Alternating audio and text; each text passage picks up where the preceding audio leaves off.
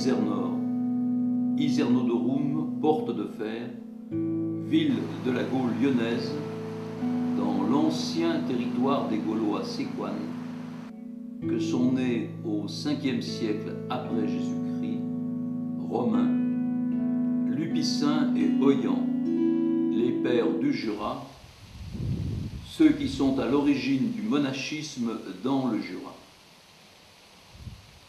Romains quitte vers 435 Izernore, ville importante du marché du fer, située au milieu d'une plaine fertile et féconde en récolte, là où s'effondraient déjà les temples des religions gallo-romaines pour laisser la place à la religion chrétienne en pleine expansion.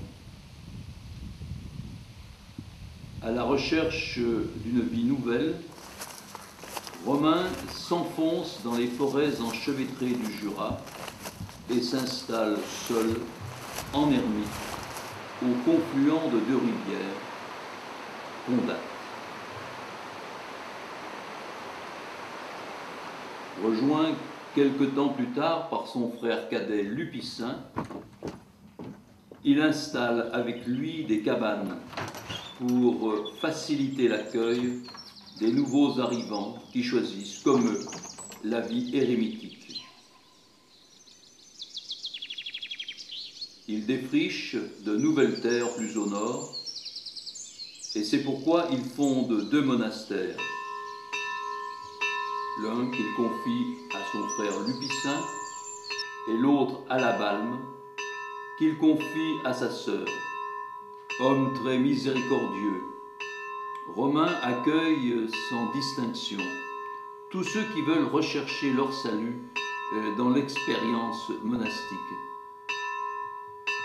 Sa miséricorde va jusqu'à accepter les critiques contre sa façon de gérer le monastère, mais elle s'exerce aussi dans la façon dont il cherche à convaincre très pédagogiquement et très fraternellement ses contradicteurs du bien fondé d'un tel choix. Sentant venir sa fin, il part saluer sa sœur dans son monastère de la Balme. C'est là qu'il meurt et c'est là qu'il est enterré. Lupicin, organisateur né, qui avait été amené à appuyer son frère Romain, lui succède à sa mort en 460.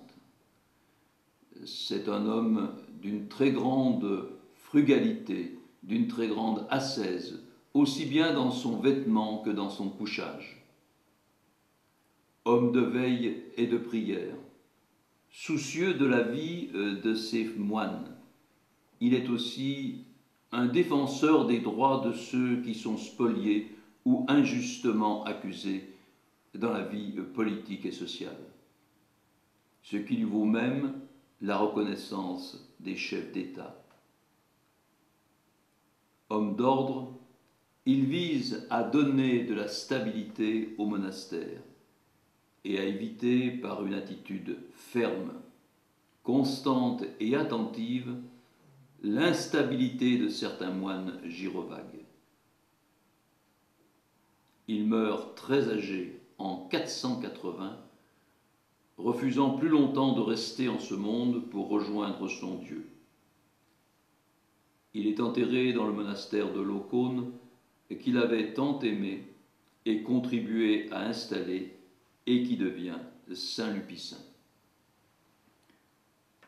En 480, Oian prend la tête du monastère de Locone. C'est le fils du prêtre d'Izernore. Enfant, à l'âge de 7 ans, il avait été confié par son père à Romain et à Lupicin. Il ne sortira plus des monastères. Homme d'une extrême intelligence, très grand lecteur, il développe la vie communautaire, insistant sur les temps de connaissance, de prière, sur les liens de fraternité qui doivent se développer entre les moines. Le monastère de Condat ayant été détruit lors d'un incendie, il le reconstruit sur une architecture nouvelle qui renforce la vie communautaire, en particulier le dortoir où tous dorment autour du Père Abbé. Homme de prière et d'inspiration visionnaire, il développe le culte des saints, en particulier ceux de Pierre et Paul, André, et aussi celui de Saint Martin, qu'il affectionne particulièrement. Il meurt en 512 et il est enterré à Condat, qui devient par la suite Saint-Oyen et plus tard Saint-Claude. Dans les temps de crise de civilisation où ils ont vécu, Romain, Lupicin, Ohayan ont installé dans les montagnes du Jura, couvertes de forêts, une nouvelle façon de vivre que caractérise la fraternité dans les relations humaines, la coopération dans le travail et une vie religieuse intense.